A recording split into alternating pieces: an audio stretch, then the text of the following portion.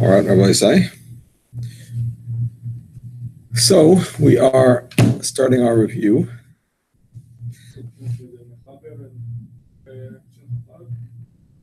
Sorry, I'm not going to finish in Mechaber now. We are starting our review. I sent out some pages before, and I'm going to use that as the basis for the discussion. Now, we want to start with Reish Nun Gimel. So, Reish Nun Gimel is Dinei Shehiyah and Chazorah.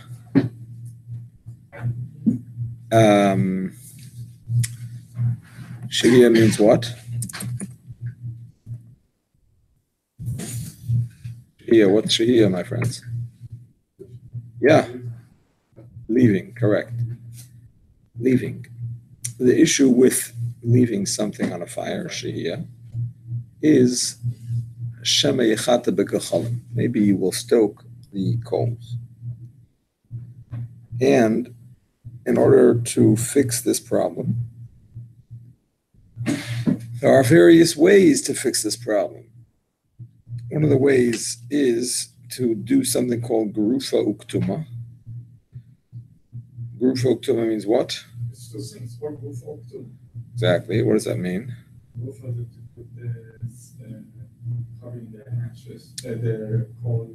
Gerufa is actually removing the coals. And Ktuma?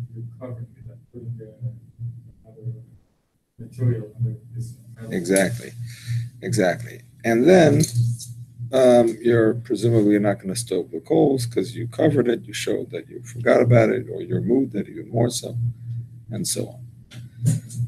Now there's a famous machloikis between Chananya and the Chachamim, which is actually brought down in the Mechaber, in Reish Nun Gimel.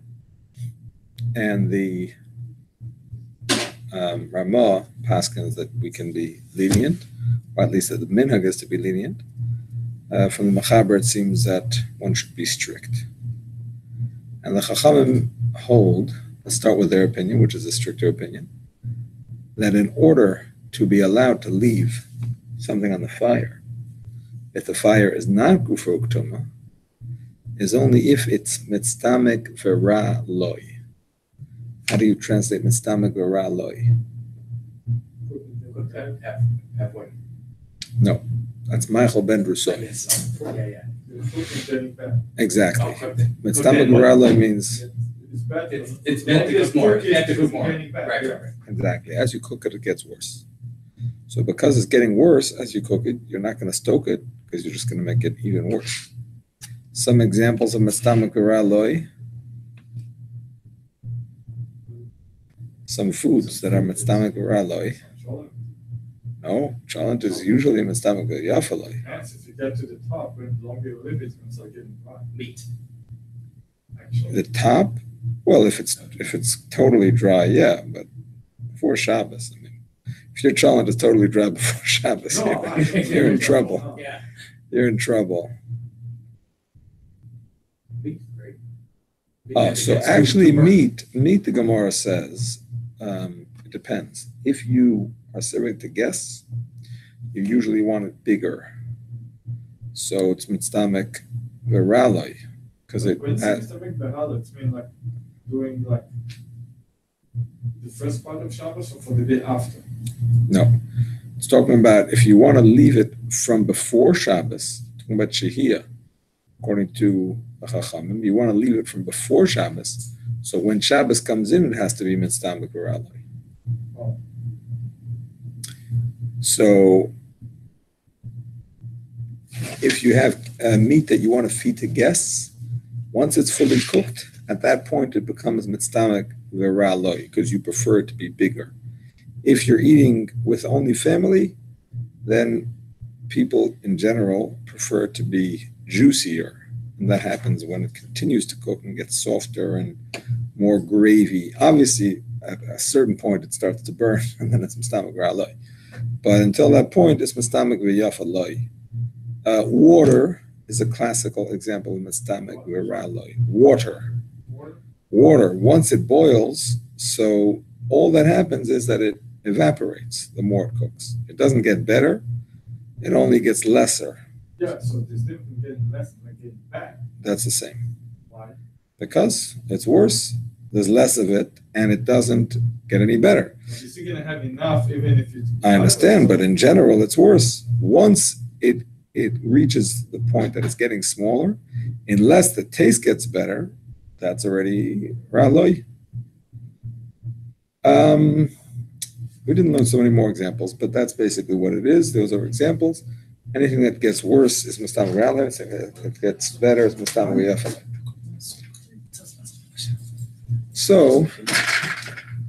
So we're doing Chazara of Shehiyah. Siman Reish Nun Gimel 253.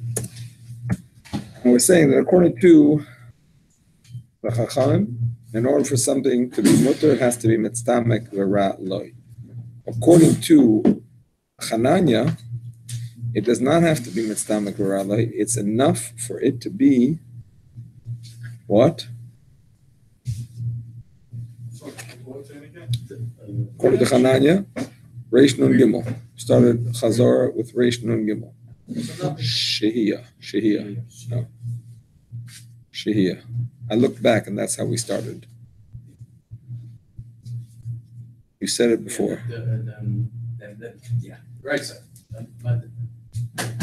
You said it in English. Halfway cooked. Halfway cooked, exactly. Michael Ben Drusoy. Say it again. Michael Ben Drusoy.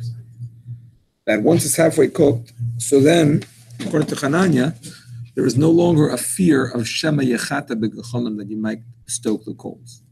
And the reason for that is? It's good enough because you can eat it. A, you can eat it, and B, by the time your guests come and whatever, from when Shabbos comes in, it's going to cook anyway. Doesn't need your help. So that's what it is. And how do you define Michael Ben Drusoy, by the way? If you're not Ben Drusoy and you don't happen to know how he does things. 50% or 30%. Exactly, 50% or 33.3%, correctly. Rashi says a third, Rambam says half. What's the halacha? Yesh lahachmer lachatchila. B'diavad, however, you can rely on the Rashi, on the more lenient opinion. And we'll see later on what the b'diavad situations might be.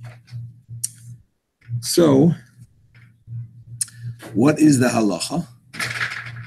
Chananya or the Chachamim?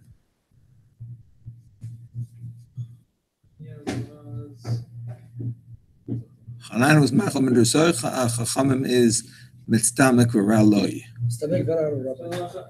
Everyone goes like Chananya. And who's everyone? Maran Haskin, like Chachamim, the minhag Sfardim used to go like Chananya also. Okay, very good. Is that a fact? I don't remember. Yeah, we said that's why. We look it up. Yeah. What? We looked it up. Yeah. Okay. Okay, very good. The both ways, no? The Machaber Paskins like Chachamim, but the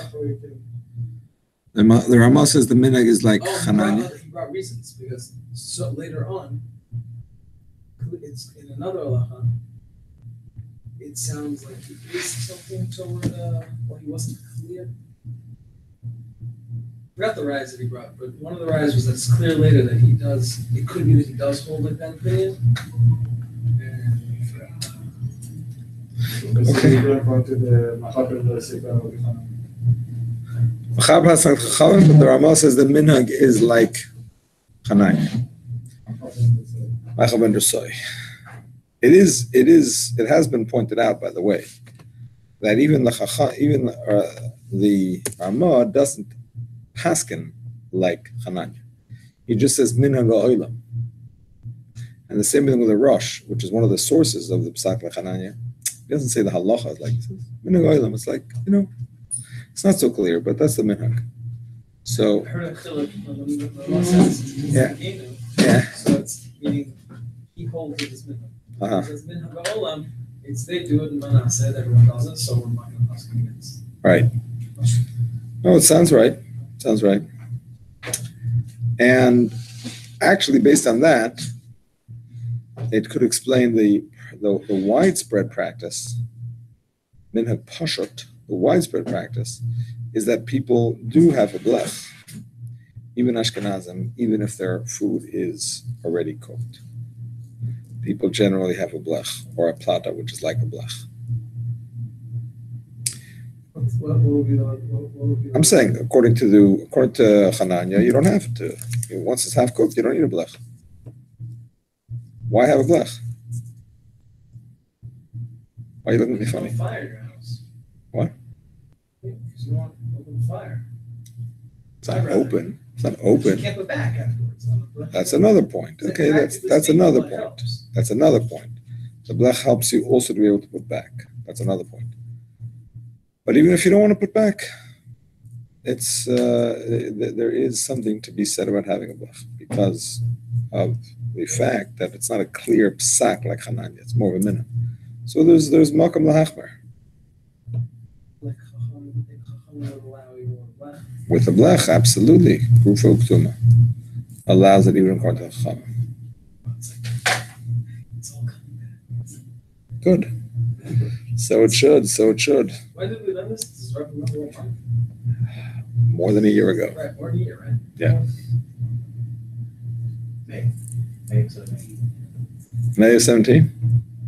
All right, just over a year. Look at that. Don't even ask me what I had for breakfast. May the 17th. All right, Is there a sheet?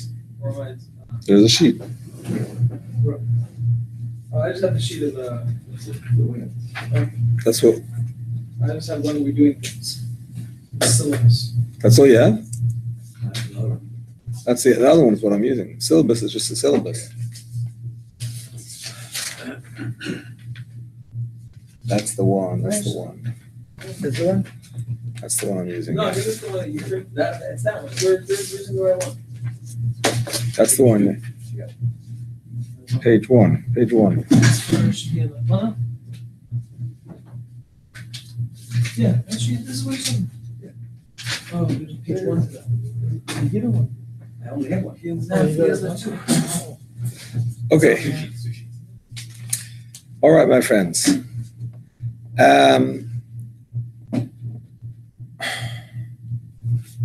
Let's just go back to Grufa and Ketuma a little bit.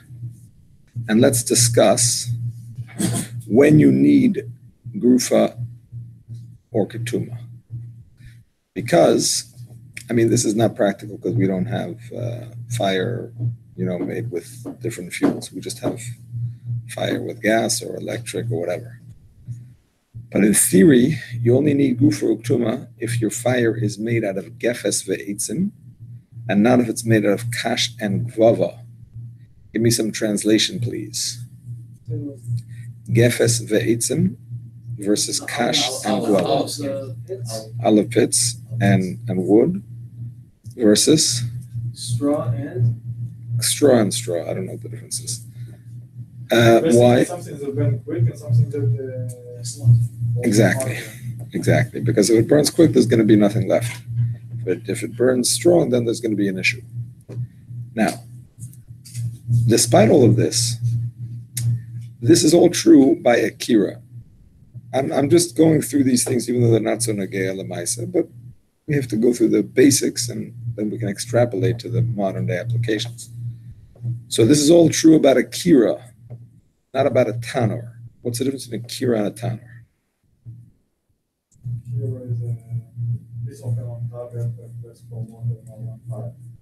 It has room for how many pots? 2 pots, correct. It's like a rectangular, straight up oven. It's much higher than the Kira, and it's no on the top end. Exactly. That's why it's narrow. Exactly. No, the opening is on top. No, but you can fit. You can put one on top and one inside, basically. You can do that by Kira too. Sorry? Question? Okay. So the Kira, the walls go straight up. You could put the pot either inside or on the top. The tanur is shaped like more of a triangular shape, And because the walls slope inwards, so it maintains the heat much better. And because it maintains the heat much better, the halacha is that you cannot leave something that has an issue of Shehiyah, whether according to the Chachamim, if it's mitztamik v'yafalai, or according to Hanani, if it's less than Michael ben Rusoi, can't leave it in a tanur, even if the heat is covered, right? The coals are covered, even if it was heated with kash and gvava, because it maintains the heat so well that we're always concerned Shehiyah. Even the small amount of little coals left over from the kash and gvava, we're still concerned you're going to stoke it by a tanur. A stove? And a tanur. If it's a tanur, yes. Or machmer, yes. Now, the famous question that I think it's the Ran asks is, what do you mean you're machmer, even if it's grufa? If it's grufa, there are no coals left. How can you be machmer? Tuma, we understand. You cover the coals, but they're still there. Okay, Shehiyah. But how can you be machmer if you remove the coals? There's nothing left. That's what the Ran says, correct. That even when you remove coals, there's always a little bit of here left here and there. Okay. And if you stoke it, what if you have a tanur, but you want to put into the tanur something that is cooked k'Michael ben Brusoi, according to Hananya, or someone is mistamek v'ra'loi, according to the Chachamim? Allowed or not allowed? And the tanur, I think we Tanur, we don't allow it. You tell me. I'm not mistaken. Gufuk tuma, not gufuk tuma. We say in a second ago we machmir, so we don't allow it. This is one there is that have cooked. It's already half cooked, let's say. And let's say we're accepting the Hananya. Let's just say we're going like Hananya, half cooked. Can you put it into the stove or not, into the tanur or not? One opinion says yes. The second opinion actually have the same thing, like it didn't reach to my heart. What are these two opinions? Where are you reading from? A moment, please. Hello? In the middle of a shir. Yes?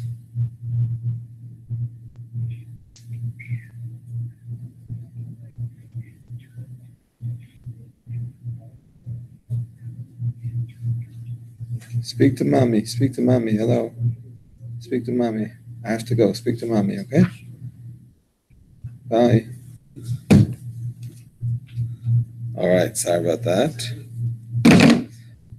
I don't believe there's enough focus about this. So half cooked according to Hanani, then you, if it's a, just want to try it again. If it's a grufa tuma, then you would, if it's grufa tuma in a tanur, didn't we say that the tanur holds its heat? It's so hot that it holds its heat that we still. My answer is a bear, right? It does hold its heat. Yes, it does hold its My heat. answer is a bear. So we also. The answer is that it's mutter. Muta. No, does not have to be gufuk tuma. What? You heard it from me. It doesn't have to be grufa tuma. You can put something in an oven. It's not grufa tuma on Shabbos. Correct. On Shabbos. Oh, for Shabbos. For Shabbos. We're talking about on Shabbos. We're talking about Shehiyah. Shehiyah. Maybe you're going to be. Not Chazar. We're not up to Chazar yet. We're up to Shehiyah. Rabbi, when you remove it in Shabbat, you don't afraid this is when you mix the. We're going to get to that. We're going to get to that. Very gentle. We're going to get to that. We Why didn't you discuss put it that. before Shabbos? The answer is, my friends, It's that already. once it's half cooked, according to Hananya, there's no issue of Shehiyah. Regardless of the fact that it's still hot, regardless of the fact that you didn't cover it, so what? I don't need it. I don't have a problem. My guests are coming. It's almost ready. It's good. There's no urgency. Right, it's simple. The seal allows since it's half cooked. Exactly. Right? At night. We're talking about at night, yeah. At night, yeah. So half cooked, the same night we can eat. For Shabbos day, it's good too. But the concern in general about Shehiyah is that you might be afraid that it's not going to be ready for Friday night for your guests, and you might want to get it going faster. And the fact that it's covered reminds you not to do that. But if it's already half cooked, then you're not worried about it because everything's good. Sounds ready. The one who says that is it not afraid that you're not going to be still the Who said? I don't think there's any such opinion. I don't remember such an opinion. Unless you have it there, who says it? Yeah. Who? רוצה להניח את השוק בשר בשבת שבעוסקת מחר באמצע, גם את השוק כל צמחו. ויש שתי דעות. Oh, you're talking about Hananya the Chacham. I'm talking about within Hananya's opinion. If you hold like Hananya, you're allowed to put it into a tanor. That was my question. I'm not talking about the argument of Hananya the Chacham. You could ask the same question according to Chacham if it's Mistamik or Ralai. Same question. Tanur is, there's no more that we can consider as a atmana. No. Tanor is not Atmana because the walls don't touch the sides of the pot. There would be different for the case of putting the Erev Shabbos of the different types of ovens. Why are you mentioning Tanur Dafka? You'd be able to put on any Tanur if it's half cooked in any of these ovens. I'm saying, even though we're so strict about a tanur, and Gufuk Tuma doesn't help, and even if it's Kashuk Vava, Gufuk Tuma doesn't help, nevertheless, you can put it in a tanur without Gufuk Tuma, even if it's Gevas Ve'etzim, Mamish, because it's already half cooked, nothing to worry about. So it goes Tanur, what's the middle level? The middle level we didn't discuss yet. The middle level is called a kupach. What's a kupach? Place for one, exactly. So therefore it has more The heat. heat is less than the tanur, but more than the kira. Exactly. It's more than the kira because it only has a concentrated heat in one space. It's less than a tanur because it doesn't have the fact that the walls go up to hold it in. So therefore we said it depends what fuel you use. If you use gefes ve'etzim, the strong fuel of olive pits or wood, it has the same din as a tanur, and therefore a gufuk tuma would not help. If you use kashuk, if you use straw and stuff like that, then it has the same din as a kira, and it's automatically considered gufuk tuma. You don't even have to cover it. Because the straw is going fast. Exactly. And because it's not such a hot oven, so it doesn't maintain the heat so well as straw. So basically, the way to do Shehiyah without any question, doesn't be kira tanur or kuba, it's only if it's Mistamik the Halo, or it's just not cooked at all. Oh, we didn't discuss not cooked at all, but that is another issue, yes. That is another way. That's another way. So on your question about the tanur, so is all depend on what they use inside, the wood or the stove? The the kupach depends on what you're using inside. Okay, but the tanur we say machmir. So we allowed to do it before Shabbat. Anything before Shabbat you can do. But Anything before Shabbat you can do? so That's so simple. before Shabbat. Before Shabbat, anything you can do? If it's not Shabbat, Rabbi, what's not to do? That's what we're learning right now. There's plenty you can do. You can't leave something that's not half cooked on an open flame. Because then on Shabbat you might forget and turn up the flame. If it's machal ben dosa. If it's not, I'm saying if it is machal ben dosa, then it's okay. If it's not, then it's not okay. Why don't we allow it if it's half cooked in kira? Don't you say we don't allow it in kira?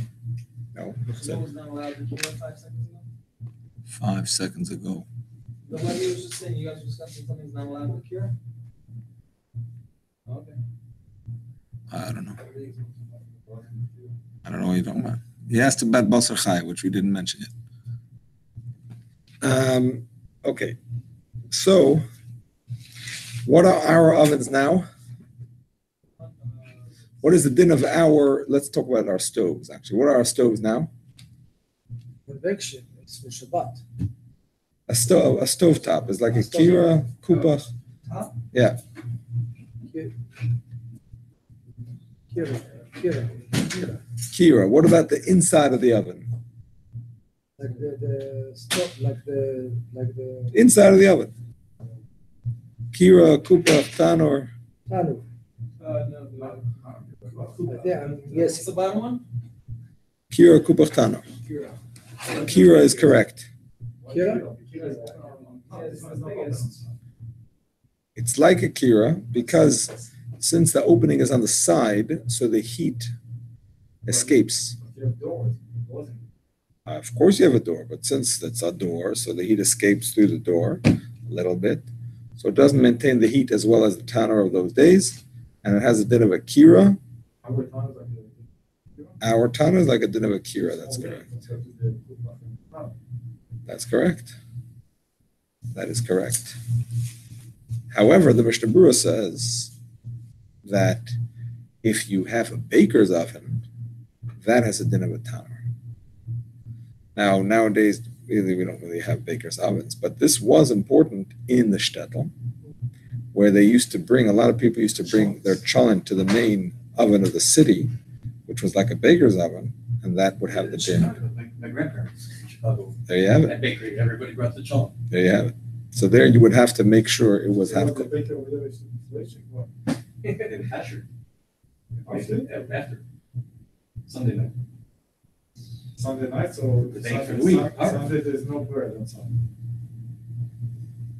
And more than one oven. So even in a tanur, they would have, you'd be able to have something you put in there in Erev Shabbos if it's half cooked? Absolutely. Where's the issue with it? Where's the tanur? If it's not half cooked, then you cannot use the grufa to be able to put it in. That's the only nafkamin of a tanner. If it's not garov, or chafed. Exactly. No. It doesn't help. Grufa and tuma doesn't help for a tanner. Whatever is forbidden by a kira that is not grufa and tuma is forbidden by a tanner regardless.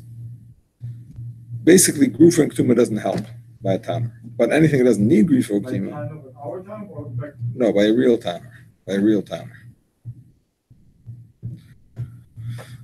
Okay. So you are. Why in the real, when you say real time, not in our time, the remark.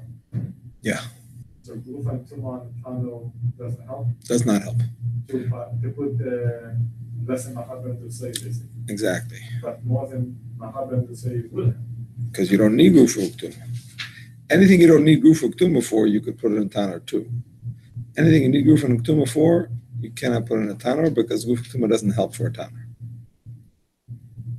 But the Grufa and Tuma doesn't help you after if you want to move it back here. To be able to put something back, you need grufa uktuma. That's correct. You're not going to have that by tanner. We don't have tanner except baker's oven, but yeah, you wouldn't be allowed to put back into a grufa uktuma tanner situation because it never has the din of grufa uktuma. So they're basically the cock, but also considers Kira and overtime. Kupa, to put it on one. It's been suggested that it might be a kupach because it has room for only one. It's been suggested that it might be a kupach. But Lamaisa, people don't go by that. It's an idea. People say maybe it's a kupach. Lamaisa, the oilam is mekel. Meaning, what I mean to say is that people do, I don't know how often they put it back, but people are mekel to allow a person to put back into a crock pot if you cover it with some foil or whatever. If it's a kupach, covering it wouldn't help. That's like I just want to point that out. If it would have a din of a kupach, covering it wouldn't help because a kupach with a strong heat source is not considered grufa uktuma, and one of the conditions of chazara is that it has to be grufa uktuma. So the fact that people do permit chazara into a crockpot seems that it's not considered a kupach, at least those that permit chazara. Let's say talking about Shabbos.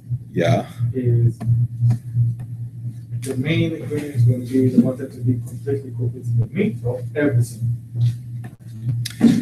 When you say Mevushal Kol Tzorka, you mean as far as what is concerned? If you want Shehiyah, Shehiyah, according to Hananya, you don't need Mevushal Kol Tzorka. You just need Macham and Rusai. it's the one You want to be strict like Chachamim, it's not enough to be Mevushal Kol Tzorka. It has to be Mitztam Koraloi. It has to be A, Mevushal Kol Tzorka, and B, it has to be getting worse. you know, like, you're going to get worse until you can live for the day after. No, you know from your past experience. What do you mean? I'm saying cholent is generally not Mitztam Koraloi from before Shabbos. And if it is, there's going to be nothing left. It's going to be burnt to a crisp. But completely cooked, it's the emphasis about the meat of everything that is in the pot. When you say completely cooked, you have to explain why you want it completely cooked. As far as mitzdamek v'raloi, it has nothing to do with completely cooked. It has to be mitzdamek v'raloi. You understand?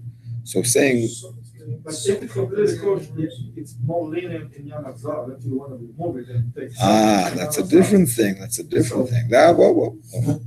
To be able to do chazor, it has to be completely cooked, because otherwise you're doing an isser d'oraisa of cooking.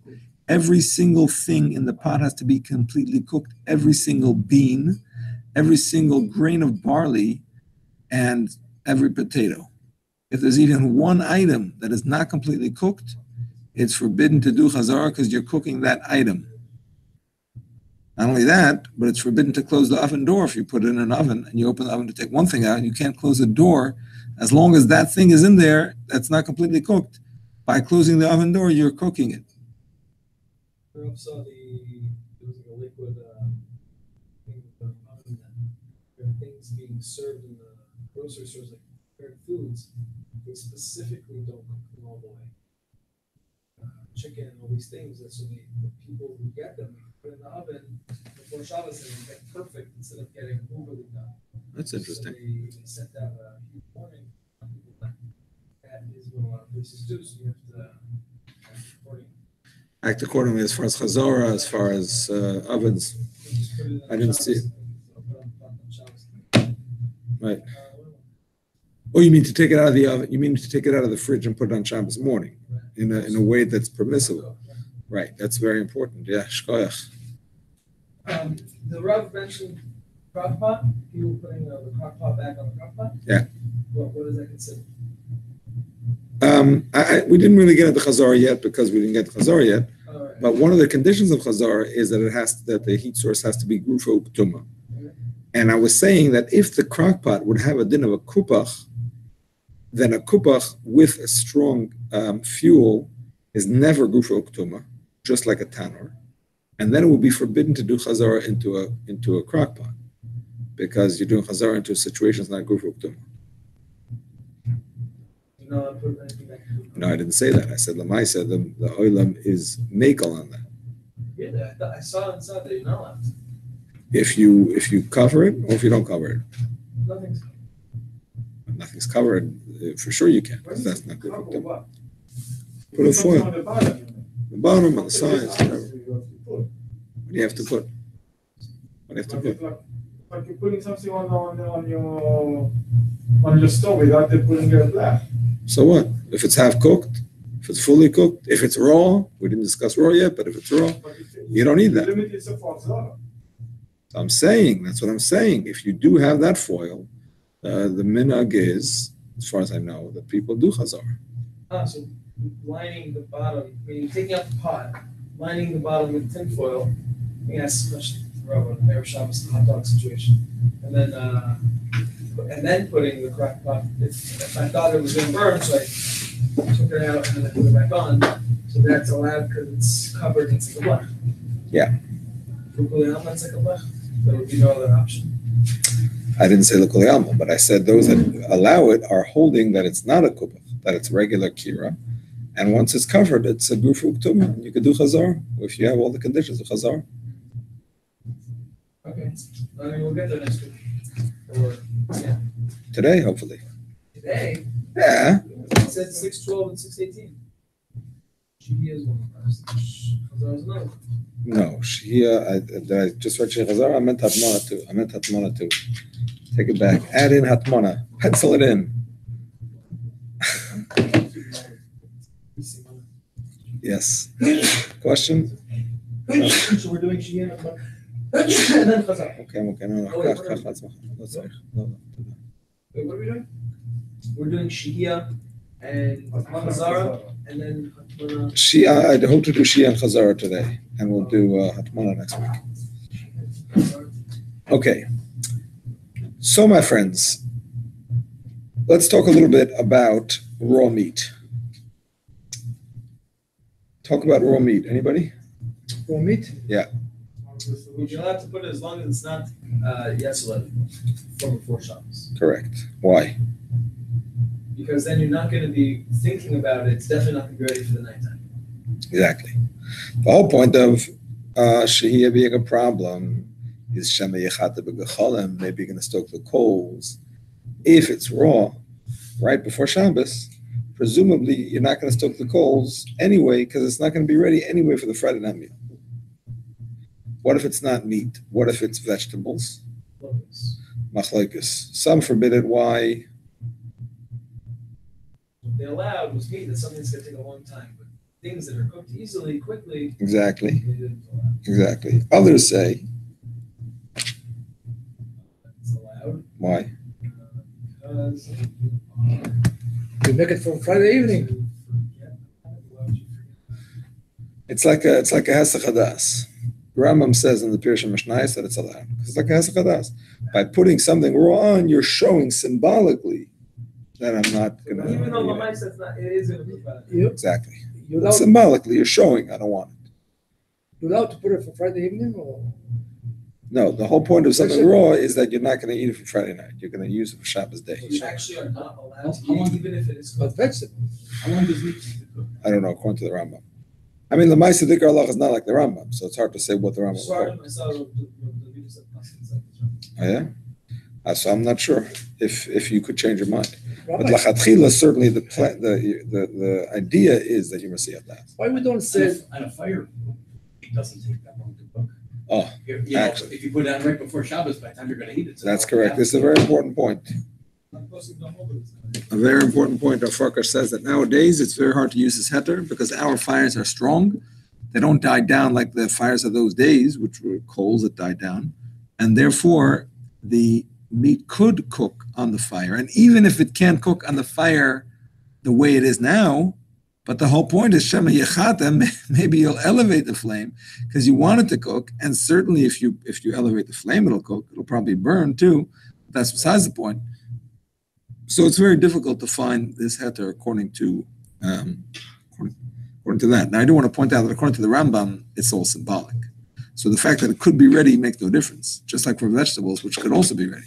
The fact is, symbolically, you're showing you don't want it for tonight, finish, so that would be good. But according to most poskim, it's highly questionable. That's what you asked me, and I said, I don't know. I maintain my ignorance. No, you said according to Rambam. You said according to Rambam. Nah. No, I'm asking now. I said I don't think so, but I'm not sure. Not sure. No, I'm thinking if according to Rambam, it's a symbolic gesture. So why can't you just do a symbolic gesture, allow it? I know it's kind of opposite to the blessing. No, you can't be tricking.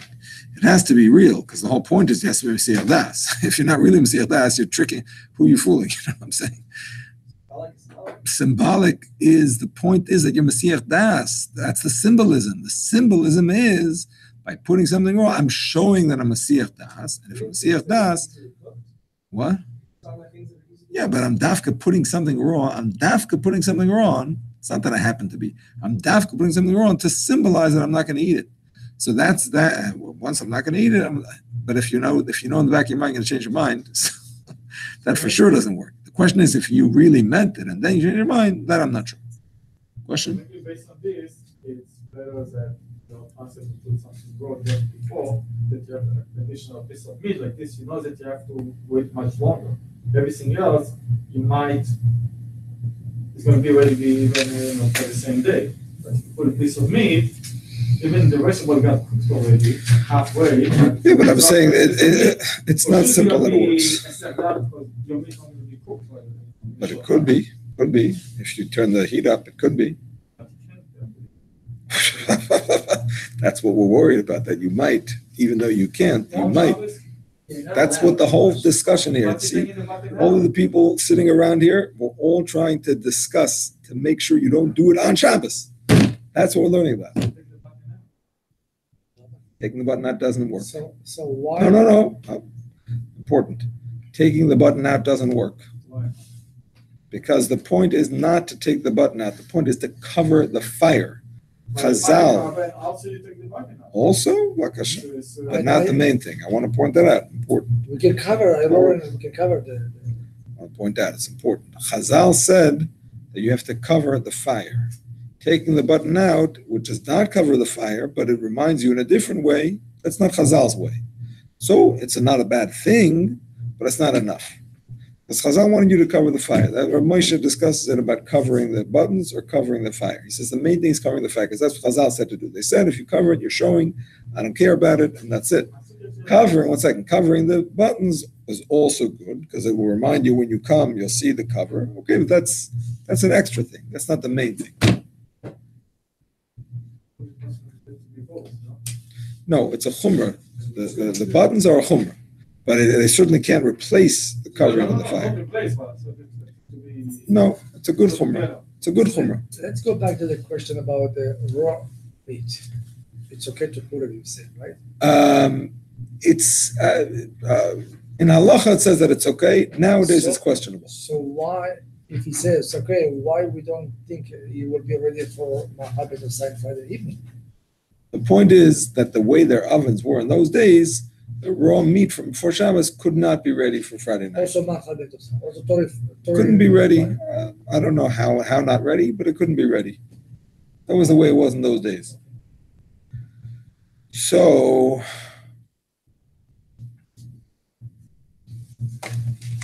yeah, you mentioned a point which I want to reiterate.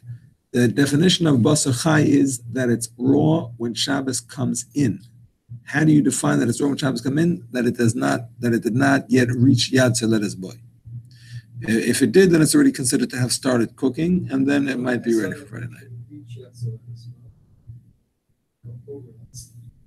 That's so difficult. You have a thermometer exactly on the. At all. But I saw specifically that it says, but if it's at Yatzoletos, well, that's going to be hard. Point of cooked, you can still understand. That's going to be hard. That's going to be hard. How are you going to define cooked? How are you going to define cooked? It can't be, if it's already edible, then it's already machum, so you have no issue. Edible? What about cooked 1%? What do you mean cooked 1%? It's machal ben rusoy, but it's not cooked 1%. Excuse me. It's yas lettuce boy, but it's not cooked 1%. What do you mean by that? Explain. Just meaning that slight situation where it just got hot. As long as it's still staying hot, but it didn't hit that stage of cooking. How do you mean cooking? What do you mean when you say cooking? You have to explain yourself. You're saying, you're giving me a theory. Explain. What do you mean? You have a piece of steak. It's hot. It's too hot to touch, but it's not cooked 1%. Explain. That you explained it beautifully. I didn't explain it at all. What do you mean it's not cooked 1%? What does that mean? It didn't start cooking yet. What does that mean? It didn't start cooking yet. It just got hot. Why is that not called starting to cook? Explain. Why is that not called starting to cook? Doesn't mean it starts cooking. Oh no? So when does it reach the magic moment of starting to cook? Once it stays Yatzoletos. For how long? What's that amount of time? You don't know. I don't know either. So you're making it up. You'll excuse me, but you're making it up. No. Yes, you are. What do you mean starting to cook? Explain. Bubble. Yes, explain. From how I understood it. Yes. I'm not saying I understood it correctly, but how I understood it very well could be that I misunderstood. But this is what he said. And as long as it didn't hit a stage of cooking, it can be Yatzoletos. Well, it's not Ad ve'lo ad b'chlal. It's Ad ve'ad b'chlal of Yatzoletos. As long as it didn't heat up during the stage of Yatzoletos to a stage of cooking. What does that mean, stage of cooking? I guess Yatzoletos has to stay Yatzoletos. For how long? However long it takes to start cooking. What does that mean to start cooking? Explain Once that. it's cooked, once you see something there cooked. I don't get it. There's like a little cloud that comes over it and says cooked. It's not edible for sure not. We're not talking about edible. I'm explaining to you. You can't say that edible is the sign here because it's not a part of the discussion. If it's edible, then there's no issue. So you have to say we're talking about something that has started to become cooked but is not yet edible. So the Chazon Ish says, that's what we're trying to figure out. At what point is something considered starting to cook, even though it's not yet edible? That's what we're trying to figure out. Chazon Ish says, once it's Yatzaladis, that's the point. That's it. That's starting to cook. You want to give a different definition of starting to cook? We can hear it, but you have to give a definition. You can't say starting to cook. The Chazon Ish says, how do we know it's starting to cook?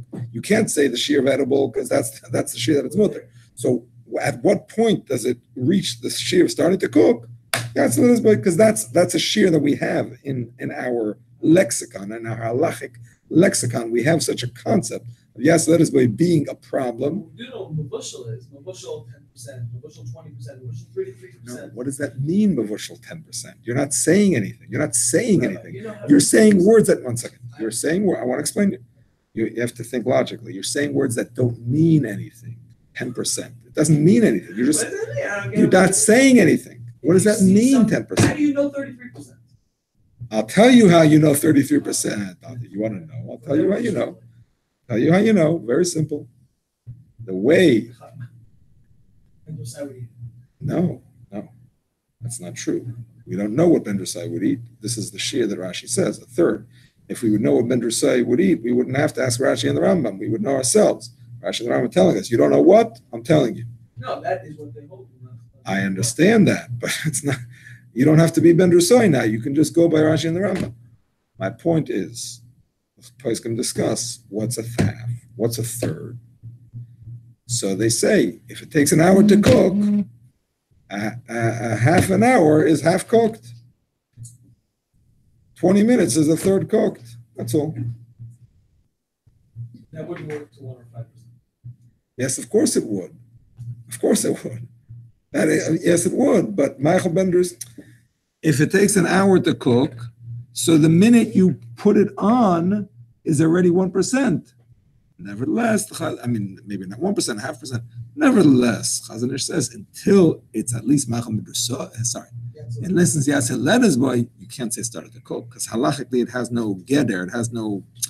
It's not defined as hot yet. You can't say it's starting to cook until it's hot. Okay, that's the point. You understand?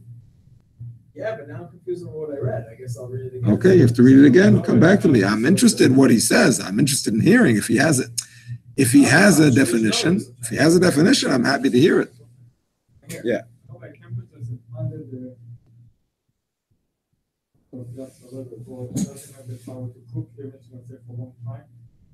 A temperature of under Yatzaladis but does not have the power to cook. Even if it's going to stay for a long time. That's correct.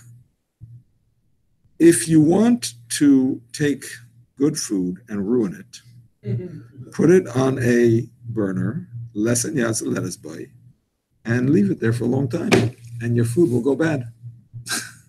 That's what happens. The bacteria increases. No, definitely not. The bacteria will increase and it will not cook. You'll get mold on it and all kinds of yucky things. So if you put these two together, so basically only when you reach the temperature of Yatzaladis, only from that point it will start counting the percentage that it can start cooking. As soon as it reaches Yatzaladis, only from this point actually it can start cooking. Until that point, then nothing was happening. No, maybe. Okay. So what I'm trying to say, as soon as it reached Yatzaladis, only from if it didn't reach, as soon as it reached, but if it didn't reach like almost, it's not considered as it was considered as raw meat. That's what Chazon Ish says. That's not what I'm saying. He's saying more. He's saying it has to be beyond Yatzaladis by some other point. No, when it leaves the gather of Yatzaladis and it turns and it Yatzaladis and cooked. That's what I remember. Why? But it's from Yatzaladis start cooking. So any minute, any second after it reaches the temperature of Yatzaladis, it start cooking. That's the Chazon Ish. That's Chazon Ish. He said he has a different definition. We're going to wait. He's going to do his homework, and we're going to hear. Even though I didn't do my homework yet for a long time, but that's the point. No, he mentioned about Yatzaladis reach, but that's why we learn if it's reached to Yatzaladis, we don't allow to put it. Something else, right? Shehiyah. Yeah. Rabbi, have the book Halacha Brura? I don't know if I do. Just to review, you say that the Chazon holds it, cooking starts when it's Yad Soledisco, right? Correct. Okay, thanks. Okay. So, I want to ask you all a question. You are stuck in a hotel, days in. You're traveling for Shabbos somewhere. You got a flat tire. That's it. You can't continue. Shabbos is coming. You find the nearest hotel. You're stuck. It so happens that you have some food, and you have a pot. You have a kosher pot. You quickly kosher the burner. You turn it on to the highest. Good to go. But you don't have a blech. You don't have a blech. What do you do to allow yourself to have hot food on Shabbos? Oh, and you have to cover it? Or everything's prepared? No, it's not prepared yet. Nothing's prepared. It's not prepared yet. You make sure it's half cooked in the Erev Shabbos. You're good to go. Half cooked on Erev Shabbos, you're good to go without a blech. Any other ideas? Cover? If it's cooked, you can cover the pot and make it black. Fire? But that's if it's cooked. The cover. Everything's cooked. The cover? What do you mean with the cover? Right, make it into a pot. Put the pot on the cover. Put the pot on the cover? That's an idea. You might destroy the cover. Put the pot on the burner. Not on the burner. That's it. And then you have a blech. Why do you have a You blech? have a blech. Pot on the burner. Right on the burner. You mean another pot? No, I mean turn the pot over and have a burner. Oh, if you have two pots. If nothing's cooked, you can't do this, I think, what I'm saying. Yeah. If nothing's cooked, if you need to cook something, then you have to just put it in half cooked in the Erev Shabbos. Right. You can leave it just over there, and then you can just like on Shabbos, not because they come to lift it up for you. One more time. You put it on the stove. You don't have a blech, so basically you put it like on still on the gachalim, still on the fire. What do you straight? What about Shehiyah? How do you get out of the problem of Shehiyah? So they go to come and take it out. What does that have to do with taking it out? How do you get around Shehiyah? You have enough time. Have enough time to do what? Put your stuff in to cook it. Understand? Without a blech, how do you leave something on the fire without a blech? But you have enough time for how to cook at least halfway. Oh, before Shabbos, you're saying Yeah. cook it halfway. Yeah, if you cook it halfway before Shabbos, that's the heter without a blech. Am I supposed to be Could you take the knob off of the burner? Taking the knob off is questionable. Taking the knob off the burner is questionable. Although I did see that maybe if you take the knob off the burner, you put it in a place that's hard to get to. So maybe there is a svara that it should work, because we do have the idea that if you cover the oven and then you smear the oven closed, this is in 254, so then we're not choishish, you're going to be machata b'gecholim, because you're not going to, by the time you break open the oven door, that's such a process that you're going to remember that it's Shabbos. So there is an idea, maybe if you take the knob off and you put it far away or somewhere lock and key, I don't know. But it could be that if you make it difficult to stoke the coals or the fire, whatever, that could be a heter also, yes. I mean, the stove that is glass is considered as tumor, but actually the glass because the fire is under the But I guess the other way around would be to, if you didn't do that, you could just maybe turn a pot upside down or something like that and use it. Pot upside down works for sure. Or we have it in a chabad. Or a pot inside a pot. But what are you saying, Ronnie, one more time? glass considered as tumor. A glass top. So I did see some poskim say it. I think maybe even a Bavadia says that. No? Does Bavadia say that? I thought I saw the opposite, that it's one thing. It's one thing? Yeah. I definitely saw Rabbi Forker says that it's not considered ketum. Because the whole point is that that's the fire. That's the fire. The whole point of ketum is you have to do something extra to show that it's covered. The fact that they built it in a way that it's built in, exactly, like the crock pot. If they built it that way, it's built in, so it doesn't help. Okay. Is there another scenario that? No. Unless, I mean, maybe you could use the heter. Taking the knob and throwing it somewhere, putting it somewhere that no one can get to. Maybe Nashas al-Chak. But I do want to mention also that, if you have raw meat, maybe, not the best, but maybe the knobs and the raw meat together, you'll use it siruf.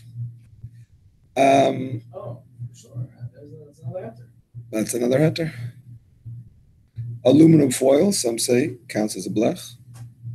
So you can use that perhaps. Who said a thin sheet? Who had a thin sheet? I don't remember. Only problem with the thin, Lamaisa, it says that when it comes to actual katima, you could put a thin layer of afer, of ashes. So it would seem that it's even a thin layer of foil is not less than that. On the other hand, if it's an actual fire, maybe it'll burn through the foil. So whatever, it's not the best. You can make your own blech with putting a whole bunch of aluminum. A whole bunch of foil for sure. Yeah, well, I like that idea because isn't the same as a crock pot? The same thing, isn't it?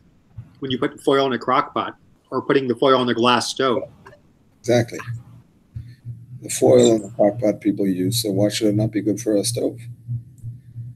Okay, now, I do want to mention an opinion which is noteworthy, even though it's not the accepted halacha, but maybe b'di'evet or as a tziruf together with another heter, it could be mentioned, and that is the opinion of the Brisker Rav, the theoretical opinion of the Brisker Rav, which he didn't actually follow the Maisa, was that the whole concept of Shehiyah does not apply nowadays.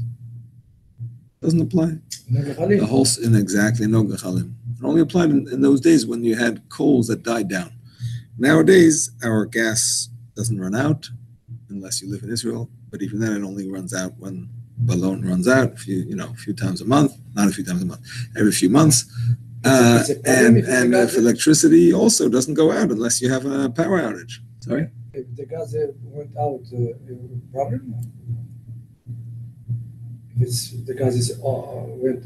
Exactly. Once it goes out, there's nothing to do. That's it. There's no shemiyachata either. It's either on or off. Send it with electrical out. It's either on or off. There's no yachata. Yeah, but it's not.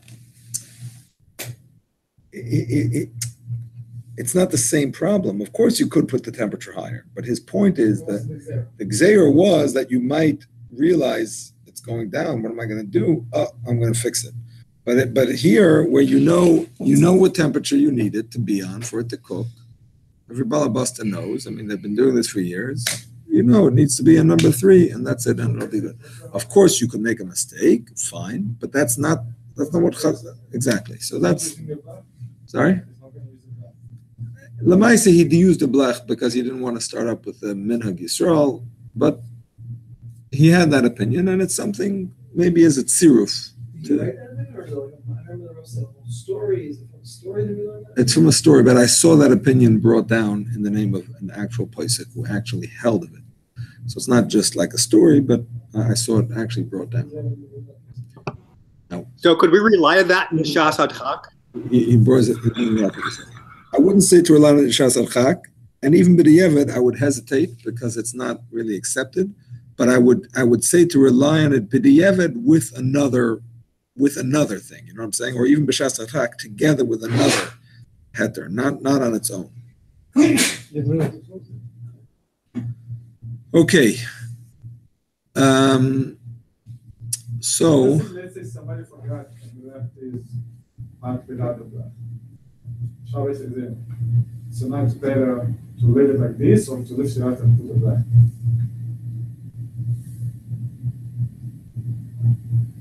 It's definitely forbidden to leave it there. That I saw somewhere. Unless it was cooked. Yeah. Halfway, at least. Or even a third. If it's not yet half cooked, I think I saw the Pnei Yeshua, I don't remember where, that it's an ongoing isser. It's not just an isser to put it down there. As long as you have that situation in your home, it's an ongoing issue. It's an ongoing Shehiyah problem. Third, I don't know. Sorry? You're allowed, you can, so you should remove it. The question is if you're allowed to put it back on top of a black, put it back and put it back on. Or as soon as you remove it, you cannot put it back on.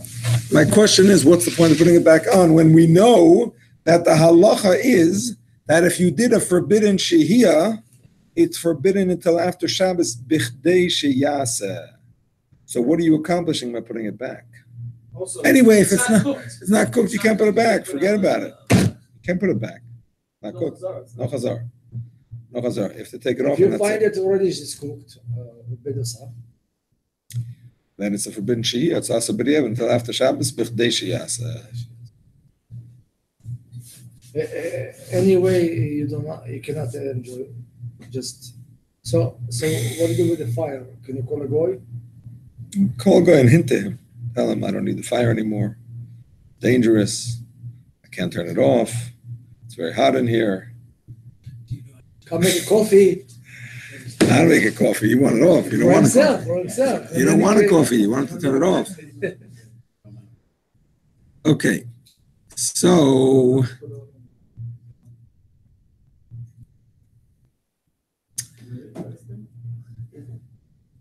okay. I want to bring up an issue that is not Lamaisa, pretty much not Lamaisa, but nevertheless it is discussed in Shulchan Aruch, and I just want to bring it up. But because for your opinion, for your information, Rabbi Vosner does ask questions that are not Lamaisa. Oh, yeah? Yes. He asks mostly Lamaisa questions, but he would not be happy if you don't know what a kupach is, if you don't know what gefes ve'etzim are. You know what I'm saying? He wants you to know the important principles. The important things, like the things that come from the Gemara. You know what I'm saying? The fundamental You have things. to remember the names, rule of opinion? Or? No, you don't have to remember the names. You don't have to know the Hebrew either. You can say it in English. But he wants you to know the definitions, the important definitions. So I do want to mention the idea of smicha, which means to put next to something. We had a machlokes about putting something next to an oven, if that is a problem or not. And it was a double machlokes, meaning to say, some say that you can't even do smicha from before Shabbos next to an oven that has no guf oktu. You know, say an open flame oven or kira, whatever, you can't put something less than machal mendusay even next to it, because there has to be a covering to the fire. The fact that it's not on the fire is not good enough. It's close to it. You might stoke the oven to make the thing next to it hotter. The Maisa, there are lenient opinions that say, first of all, you can do it there from before Shabbos, because the fact that it's outside of the oven is enough of a reminder. And on the contrary, some are even lenient, and that's the main halacha, that you could do it even on Shabbos. You can even put it next to, not only can you do chazara next to an oven, you can even put something next to an oven lachatchila on Shabbos, if it's already cooked and dry and whatever, because that's not a normal place to cook. So it's like it doesn't reach out so little, no? No, if it's already fully cooked and it's dry. The other part that you want to put next to, you cannot put two in the distance that you're going to reach out so little. No, you can put it if it's only next to it. So then it's not going to be. Going to reach out so little, you're allowed to? Yeah. I'm not talking about on the blech, because on the blech, that's not next to it, that's on it. I'm talking about next to it. We don't have this lemaisa in our kitchens. If you put it on the counter next to the oven, it's not gonna. There's no such thing as getting to Yatzalet's boy, unless you have a big problem with your kitchen. And to put it on is already on. Next to the other part, let's say on the blech, or on the kir, or on the cook, whatever. If you put it on the blech, No, that's on. next- That's not next to it. Next to the part, but it can reach somehow. If it's on the blech, it's not called next to. It's called on. I'm not talking about next to a pot. I'm talking about next to the. Yeah, for sure. They want it to be. Anything you would be allowed to put, then you'd be allowed to put on the blech. Sorry. Anything you'd be allowed to put. The Mishal called circle. Why would you put it next to something you could just put on blech? That's a machlokes. It's a machlokes. If the blech is not considered a place of bishul or not. Mishal called circle. Moshe called circle. Oh, depending on what. Depending. Some say it has to be a turned over pot because the blech is bottled to the stovetop. Okay, if we're talking I'm about not. You ever heard that? I don't understand what those. Yeah, you're asking me why you just put it on the blech directly? I have a cooked dish Mevushal tzarkai, that's dry. dry. Some say you cannot put it on the blech because that is considered a normal place to cook. Oh, okay. According to them, people supposed to hold the blacks. You do that on the black. Of course. And then why would you put it next to it? That's Of correct. course, so according to the person who don't hold the blacks, you'd be allowed to put it next to a pot. No, you can't put it on the blech according to the poskim. No. And to put it next to the blech, it's not going to become hot. So it's just a theoretical discussion. Would you be able to let it touch? Let's say, for example, this is the blech. Would you be able to have the pot that's on the blech there, and have another pot touching that, and it's not touching the blech, it's just touching the pot? Yeah, but it's not going to get the lettuce, which is not going to happen. In theory, yes. We'll have a chance to study what the rabbi mentioned a minute ago. We're discussing everything the rabbi likes. Okay. Everything. Oh, no, about that really main things you said. It's not the main things. It's one of the things that he might ask. We can study that more. We're studying it. That's what we're doing. Okay. That's why we're here. I already have to say some officially it's in but the whole concept of warming up stuff. So how can you say that you can mix something next to a hard on kira that you can reach just a little bit? Why not? If it's not, it's not a normal way to cook. All the things like if it's knowledge way. Of course, with all the conditions of heating up food that's fully cooked and dry. It's like the same as on top of a pot. Okay. And now we discuss another thing that's not lamaisa, but it does have practical lamaisa applications. And that is, what about the question of putting it directly on top of coals? You want to put it directly on top of coals in the olden days. It's already Michael ben Drusoi. Why not? Two problems. First of all, the Machaber holds that hatmana b'mixas shmei hatmana. That means that we know you cannot do hatmana in something that's moisif hevel, that adds heat. And according to the Machaber, that applies even if it's just on the bottom. So that's problem number one. Why is a crock pot not? Hatmana b'mixas? It's a big question. Not just a crock pot. What about a plata? Same question. Right. So first of all, the Rama holds that there's no problem with hatmana b'mixas unless it's covered the bottom or the side, even on the top. But the Machaber is strict. Yeah. All four sides. Exactly. Now there is the compromise position. The Sefer Truma holds that it's usher if it's the bottom and a majority of the sides, even if it's not the top. The Sefer Truma. Alter Rebbe is strict like the Sefer Truma. Just for your information. Someone bought us a nice, like, I'm trying to explain this in English. Someone bought us something to cover the black items with. So, before we learned this, and the Rav said, as long as it doesn't cover the sides, all of the sides, so you're allowed to put it on top. Right. So, that only works if something's tall. Because the thing is large. It's like this size type of cushiony top thing that keeps the heat down. It's a Shabbat. Could be problematic. But if things are not tall on the blech, and then everything's low, the pans, the things, so it's going to for sure go. Yeah, I don't know what the header is. On the sides and all around. I don't know what the header is. You can't see it, but that's considered on the side. It would seem. Unless it's not, see, it has to hug the sides to be a problem. Oh. If it's not touching the sides, it's not a problem. No, it's not. Just like an oven.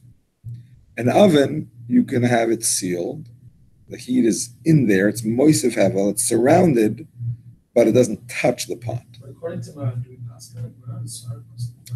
Sir Bavadia says that you can be makel on a plata, or the same thing would apply to a crock pot, although a crock pot has other shadas anyway of hatmana, but that's besides the point.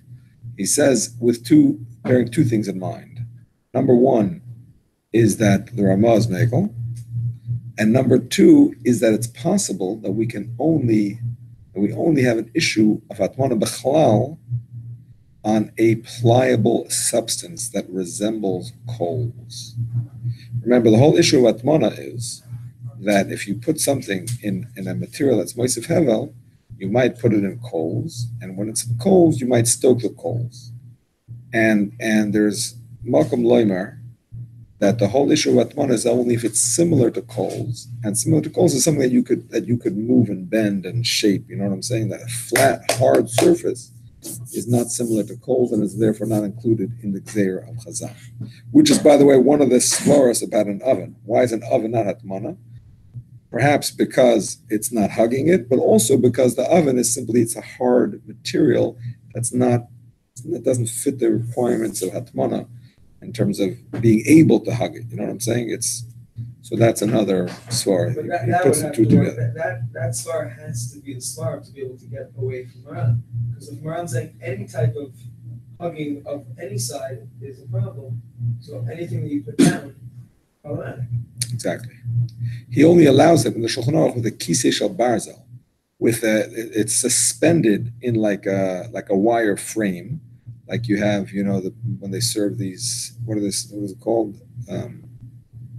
When they serve these chafing dishes, you know what I'm saying? Where you have the little thing with the fire flaming at the top, and you have the caterers do it. They have these pans. They're suspended on these, I don't know what they're called, those grates, exactly. That's if you can visualize that, that's the way the Mechaber allows you to put a pot in a kira. It's held by those wires, by like a, exactly. It's like a frame. No, nothing on the bottom. Midair, exactly. Or a more simple thing is that you don't put it in the kira. You suspend it from the walls of the kira. And it's not sitting inside the kira, that's all. Remember, the kira, you could either put it on top of the kira or in. So if it's on top, it's like sitting on the walls. It's like maybe the handles are sticking out and holding it up. And that's what it is. So it's not touching the coals at all. Well, exactly. But I'm saying the whole thing about kisei shel barzel is if you want to put it in, how do you put it in? The Mechaber says kisei shel barzel. I do it every Friday. You take one, you put water, and you put another one on top, and then the bottom. Yeah. Okay. No, he's describing the chafing dishes, the way it works. Do we keep it hot? Just keep it warm for Friday evening. You got, or they hold it for you for 2 hours, 2:15. Some of them 3 hours. That's how you keep it for at home? Yes, on Friday. The blue things, the blue. Yeah, for the catering. Oh, why wouldn't you put them in black? The black. Well, this is maybe it's cheaper. Is it cheaper? Yeah, it's cheaper. You don't have to leave it on the whole Shabbos. I don't do anything on Shabbat. Then again, those things might cost more than leaving it on the whole Shabbos. I don't know how much they cost, but they might. I don't know. No, this one is 2 hours. 2 hours. Saying, but how much does it cost? Those pieces. You got 20 for $15. It take you 3 months. I'm just saying, I don't know. To look into it. Look into it. How much does it cost to keep an oven on the whole Shabbos? Probably less than $1 Yeah, but then if it's with this, you remove it. You don't have to leave the oven on the whole Shabbos. Yeah, it's hot and it's not comfortable. I hear you. In the oven, you have limited. You can put over here. You can put one on the table like 5, 6, and you put it burn under. I hear you. Yeah. Okay, I hear you. Like that. Is he talking about double boiler? You have a pot with water and then put another pot either in it or right on top. It's similar to that. That's what the caterers do. Yeah. You're talking. Oh, yeah. They use the train that you were referring to. Exactly, but usually it sits in water. Yeah. And that way it's the heat spreads uniformly. I have a question about that. The fish is in the bottom and the food like that. So I in a kavana and pick it up and my son take the fish and I put it back in my kavanah to put it back. It's okay, right? On the Put it back. you have all the food. I don't want to eat to take all the food out. So only the fish. So my kavanah. So I pick this up. What's that? The pot, whatever the container. What's inside of it? Fish. Vegetable or whatever, Different. Yeah, yes. So I pick it up. My only issue with that is Take the fish and put my only issue with that is where's the blech? To put something back, one of the conditions of It's in the Chazara bottom. It's in the is bottom. what do you mean it's in the bottom? For the catering. Yeah, for the catering. It's not a blech. That's not a blech. It's not a blech. That's not a blech. If that's not a blech, then He doesn't have a blech. So what? It's full cooked before Shabbos. Fully cooked before Shabbos. Fully It's cooked. You're allowed sure. to put it on open fire if it's not a blech? You just finished saying you're stuck in a hotel. This is on Shabbos, he's asking. No, he doesn't do it on Shabbos. He do it before Shabbos. I put He's it before asking. Why are you Shabbat. asking if you can remove things on Shabbos? Of course you remove things on Shabbos. I put this before Shabbat, right? In the Before Shabbos, the yes. catering. Yes. So I finish kiddush. Yes. Come to take the I fish. want- The fish in the bottom. Yeah. So I pick up the food and Yeah. machshava to put it back. Yeah. So my son he take the fish and I put it I back. understand, but my problem is You're allowed to where's do the that. blech? You can't put something back without a blech, What's black? a covering of the fire. There's no cover. That's my problem. There's no cover. How do you put it I back? put aluminum for a cover. Where? Which aluminum foil cover? I was just, the aluminum is cover to hold to make it hot. You have to put the The aluminum. water, it's in the water. One second, one The second. one that the water is holding it? No. אתה מדבר על More נגד aluminum בברנר foil. עכשיו? Yeah, the two. אוקיי, אז יש לך את המגש, יש לך את The burner is למטה, שם it's מים, cover. שם מגש אחד, כן, ואת כן, הדגים, כן, ואז תפוס. יש עליו כיסוי, ועל זה אתה שם עוד שבת שלו. I some the food and then I put aluminum foil to cover everything. ועל זה אתה שם עוד מגש. No. Here's the thing. יש לו שתי Here's the thing. There has to be. There has to be- לא, לא נוגע במים. No, Rab's saying that the thing with the water is not. אני לא נוגע במים. The thing with the water is not a blech because that's the way you're supposed to do it. The blech has to be something extra. It'll burn. I'm not The removing. point of the water is to help it cook, not to stop it from cooking. I understand, but it's the point of it is not to minimize the cooking. The point of it is to maximize the cooking. The point of a blech is something to minimize the cooking. So the water that the caterers use on Tuesday and Wednesday and Sunday and every time during the week, that's not going to be the same as a blech. You understand? Because that's not the purpose of it. So I'm not taking the one with the water. Only My answer to you is, you put an extra empty pot and then put it back in. What's an extra? You want to put it back, right? So take an empty 9x13 or whatever those trays are, whatever size they are. I'm not experiencing right now. One second. לא, נותן לך עצה, תשמע. One second. This is the like this, right? So this is the water and this is mine here. I'm not touching this one, Rabbi. And this is the food here, right? This is the food here. So I'm not touching that. I'm just the food. I pick it up and I have more food over there. The fish, take it out. I just put this back. Oh, you're not taking out the whole blech. You're just taking out pieces. Did I explain myself right? You're taking out pieces. That's what you're saying. Yes. Okay, that's a separate child. Wait, but he's taking when it's directly on the fire. That's a No. separate child. This- Do that. That's a separate child. So this That's a separate child. this one is okay. Are you allowed to take from pieces that are on a fire? That's a separate child. No, you're allowed You're not to talking about take- chazar. You're allowed to take. You're not talking about chazar. Okay. You're talking about taking pieces. Taking pieces off the fire. That's a machlekes. Okay. If I don't allow it, I'll take everything and I'm done. But if That's a machlekes. just after 10 minutes, I want to keep the food over there. Only the fish I'm taking. That's a machlekes. About the next day on Shabbos. It's food in the refrigerator.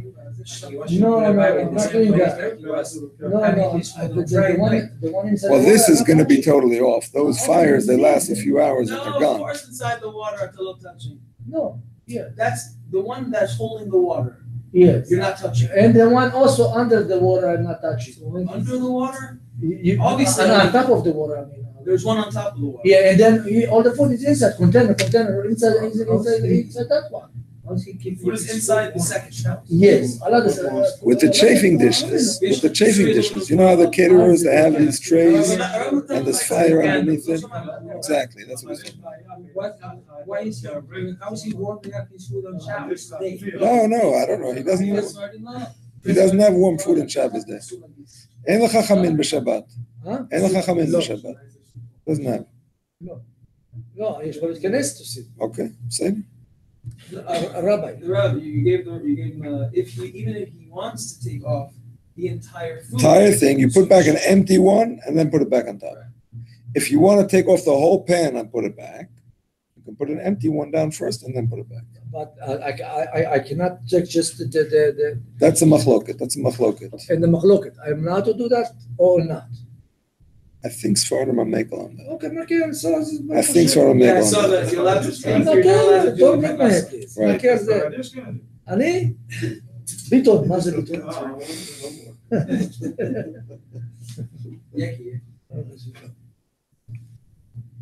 Okay, What's next? next. ברוך השם. All right, my friends. Another issue. I would Yeah. for sure that's a blech. Yeah, I don't believe so. I believe it's the same as the. I believe it's the same as a plata or a glass stovetop. In other words, there's no revealed flame, but it's not built. The purpose of that is not to minimize. The purpose of that is to That's exactly. That's how it works. That's how it there's works. nothing extra. Exactly. You have to do something. You have to show. Okay, my friends. Another. No.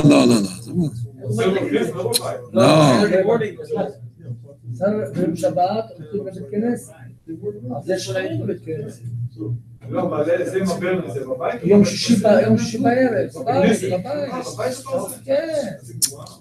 הוא יעשה את זה בבוקר. שעתיים לפני שאני אוכל את זה ביום שישי בערב, שעתיים לפני שבת. All right, my friends. All right, here we go. So, the other issue with taking it off the coals is the issue of moving the coals. So here is where we come to the concept of psik reisha. There's davar she'ena meskaven, and there's psik reisha, and then there's psik reisha al yedei goy. Those are the three issues that we come into here. And basically, if it's going to be a psik reisha, if it's going to be a definite movement of the coals, then you have a problem. If it's going to be a davar she'ena meskaven, because it may or may not move the coals, then me'ikar hadin you're allowed, but it's better not, because maybe Safkal Safal will move. Unless if you're going to lift it up very carefully, and Then it is me'ikar hadin mutar. Still better. It's your deraisa. Davar she'ena meskaven, that's how it's a deraisa. So it goes to Rabban. No, it goes to mutar. Davar she'ena meskaven is mutar. If you're schlepping a bench on the grass, which may or may not rip the grass, and it rips, you didn't do any Because yesterday. it may or may not. May or may not. Davar she'ena meskaven. Let's say this case, how much you have to try to get a guy to do it? How much effort you have to put to look for a guy? When it's mutar me'ikar hadin, is that your question? In this specific case, let's say that you have to pick up the partner. I don't have a clear answer for that. Something that's mutar me'ikar hadin and it's better to be strict, I don't have a clear answer for how hard you have to try. Kol echad lefi kvodo u'ma'alato. I just want to know, like, I don't have a clear answer. It's mutar me'ikar hadin, so it's better to be strict. How far do you have to go? I don't know. Okay. So, psik reish al yedei goy is a machlokes rishonim, but the ikar halacha is that you can rely on it. Meaning to say that even though you can't ask a goy to do something that is asur, but if you're asking him to do something that is mutar, which is going to cause as a direct, definite result, which is what a psik reish is, so that is mutar. so the title meaning Mikhail is mutar. What do you mean You don't have to ikar? do something in Melacha as a basura. You're asking him pick up to take a part pot. Mikhail is mutar. It's not a question of the ikar hadin. question is, what is the action you're asking him to do, and what is the unintended result of that action? You ask him, let's say, to pick up the pot, correct? It's not because it's mutar meikar adin, because even in a case that it's asur meikar adin, meaning to say, a case where it's not just sitting on the coals, but it's actually surrounded by the coals, it's in the coals, and to take it out is definitely going to move the coals for a Jew. It's in a miskaven, but it's a psik reisha, so it's asur meikar hadin for a Jew. Nevertheless, to ask a goy is mutar. Why? Because what you're asking him to do is a permissible activity. The forbidden activity is a psik reisha. It's an unintended consequence, even though it's a definite consequence, but it's an unintended consequence. And the Rishonim hold, or some Rishonim hold, that in such a case, the shlichus of the goy is not for that, even though he'll do it. But that's not his shlichus. That's not what you sent him to do, and therefore it's mutar. Okay, if it's still mukaf, you don't have a goy, you're not allowed to take it out. No, that's definitely not. If it's surrounded by coals, you can't take it out even carefully because it's a psik reisha. Rabbi, I bring a goy home. I'm giving him a plate with the fork for him. He allowed to go over there and pick it up and serve, and then while he's taking this out. No, I'm explaining to you. In this case, you're allowed to tell him to take it out. You're allowed to. You don't have to go a different way. No. What was the case? To take it What's out the the term coals, for even though that? it's going to What's move the the coals. Because it's a psik reisha. You're not, the movement of the coals is not his intention. It's the same thing with telling a goy to open a refrigerator and the light's going to go on. Because that's not the intention, even though it's going to happen, it's allowed. But not to switch the light. Correct. This is this. Correct. That's more complicated. We're allowed to be on the live zone? That's the plan. Can you explain what this situation of Vedo Yamos?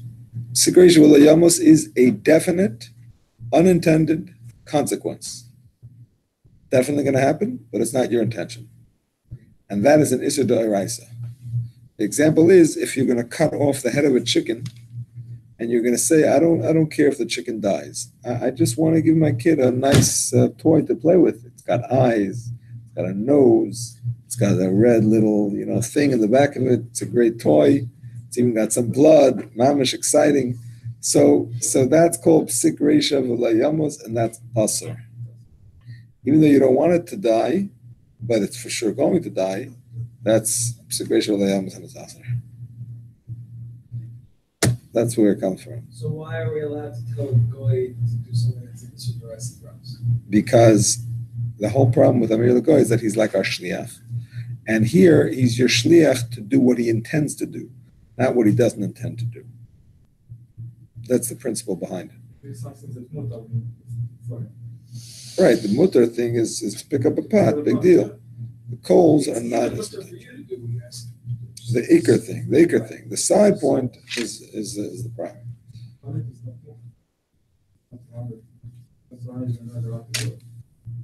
So if you're not allowed to do it, so why are you allowed to say to the goy to do it? Because he's surrounded all the way. When it's surrounded all the way, correct. Because what his intention is to do the permissible act. The forbidden act is not his intention, and therefore he's not your shliach for it. But there's no general rules that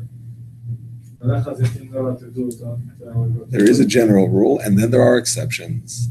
And this is one of the exceptions. Is another exception? Shvus t'shvus b'makom mitzvah. Practical, exactly. Double derabanan for a mitzvah. No, not a double. Single derabanan. The goy, you're telling the goy to do it, right? So that's already a derabanan.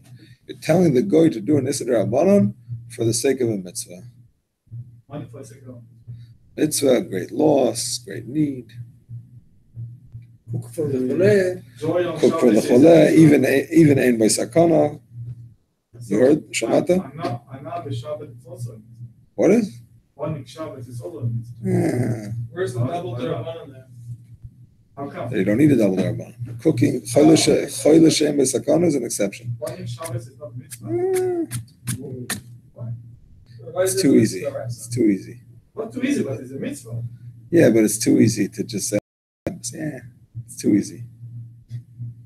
Everything is going to be Einik Shabbos. This, Einik Shabbos, this, Einik Shabbos, No, that. I mean, it have to be in. Okay. If you don't have, you can't close the fridge afterwards, then he opened it.